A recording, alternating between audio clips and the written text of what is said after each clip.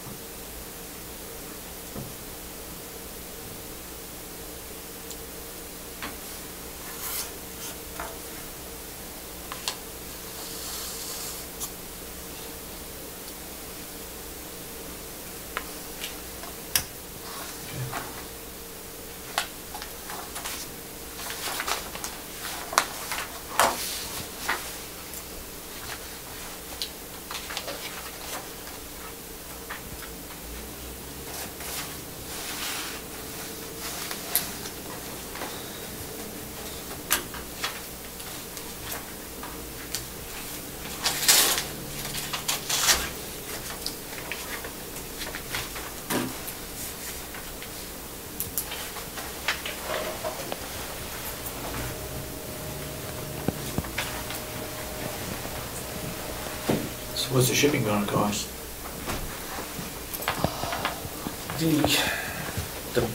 The biggest item that's going to require shipping is going to be the floor scrubber, and I'm not sure.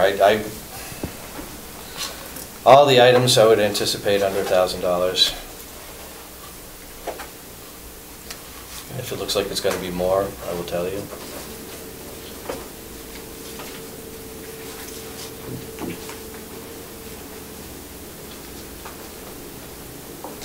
I'll make a motion that we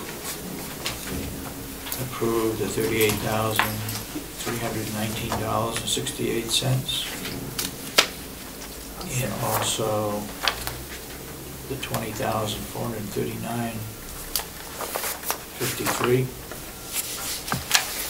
I'll second that.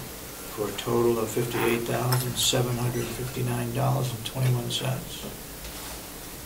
I'll second that. Say that one more time, please. For a total, which one you want? 58. $58,759.21. Thank you. You check that addition? No, I think.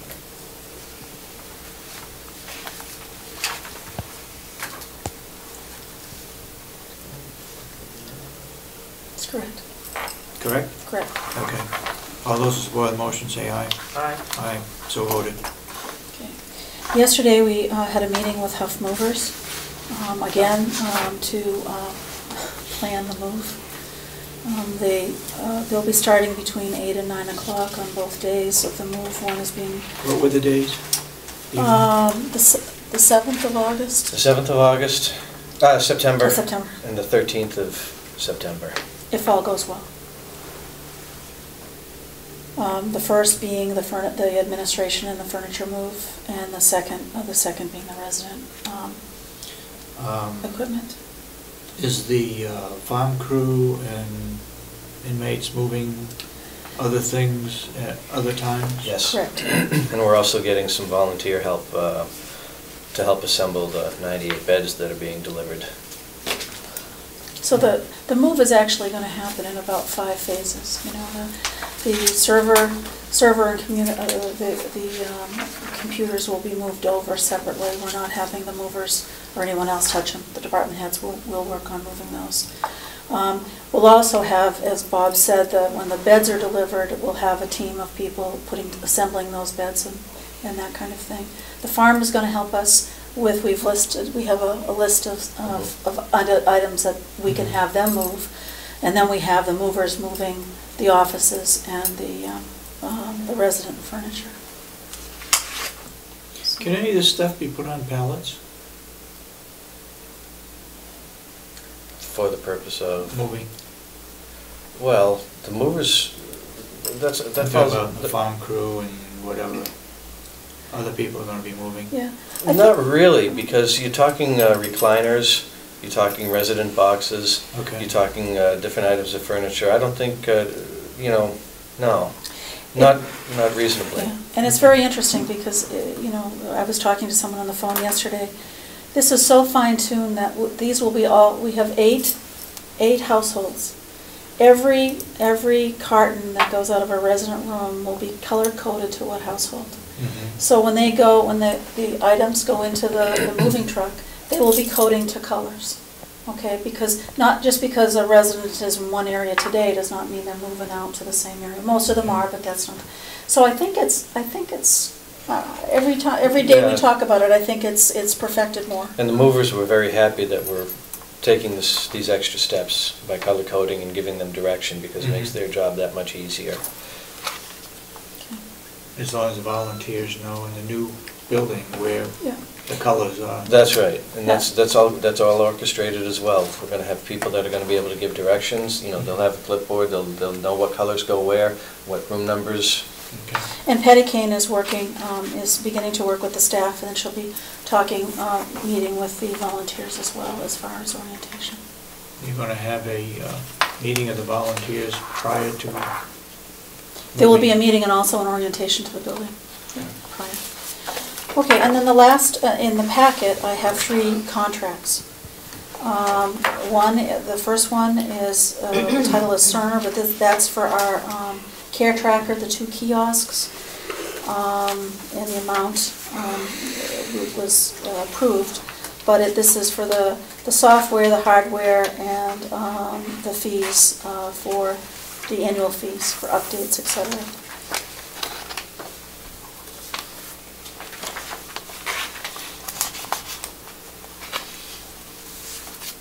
That's for the care tracker. That's Cerner or something. Cerner, right. That's an annual contract. That's the same as what we have on our others. Okay. I know we signed a contract with Cerner for care tracker. Correct. Okay. Do I hear a second? Second, you want to give the amount? $6,046, same as what it has been? Except this is we're buying the software for the 2 products that we're purchasing, as well as the hardware for the products. Okay. Okay.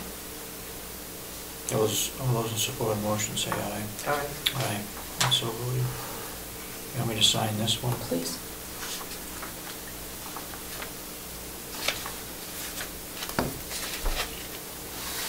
The second contract has to do with Kronos, and that has to do with another unit for our employee lounge, and that was within the budget that we had just gone over. And the signature is on the second page.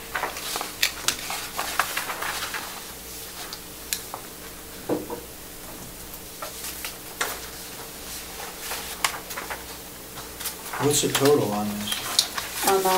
It's $1,560. 1560. Okay. Yep. I move that we accept the contract with Kronos for $1,560. Second. All those in support of the motion say aye. Aye. Aye, and so voted. And then the third contract has to do with our general linen service company agreement. When we negotiated the agreement 2 years ago, and it's been renewed once, I left in a clause stating that we would revisit depending upon if we're going to do our laundry, have an in-house laundry or out. I met with the laundry service a few weeks ago, and this agreement covers runs for 90-day periods unless canceled by 60 days in writing. And basically, the reasons for canceling would be, 1, that we've permanently renegotiated an agreement, or that we are doing on-premise laundry. And in our discussion, he is going to look again at our price structure and see if there could be some progress in working out something better as well, so I need to have an agreement. The first page is a signature page, and then the last page does as well, because that has to do with the specific terms of the 90-day agreement. I'll move that we sign the contract with General Winning Services for... There's no total number here. It's ongoing. Our base issue, it's all based on How much? a unit price, and our base... And on the second one, there's nothing written other than... Right, and I think, but the reason why, it's just because of the agreement, the addendum to our agreement stating 90 days. That'll be 90 days renewal. Writing 60 days. Yeah, right. So, making a motion for 90 days. Well, making first a motion to accept the rental agreement rental. with General Linen Service Company Incorporated. I'll second it. All those in support of the motion say aye. Aye, so voted. And the second one is a rental service agreement, supplemental page.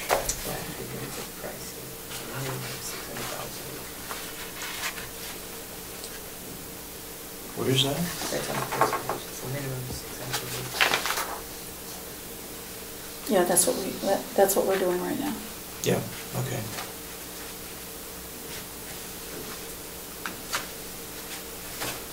Okay. So the last one is rental service agreement, supplemental page. I move that we sign that agreement. I'll second it. All those in support of the motion say aye. Aye. Aye, and so voted. You can have my copy.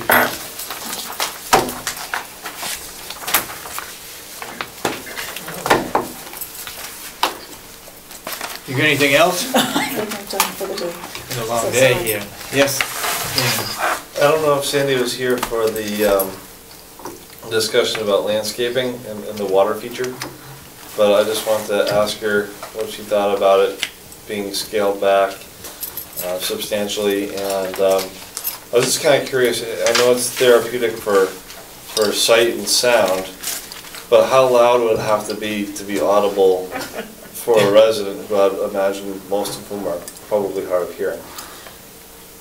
Well, I hope you would rephrase that if you say that again.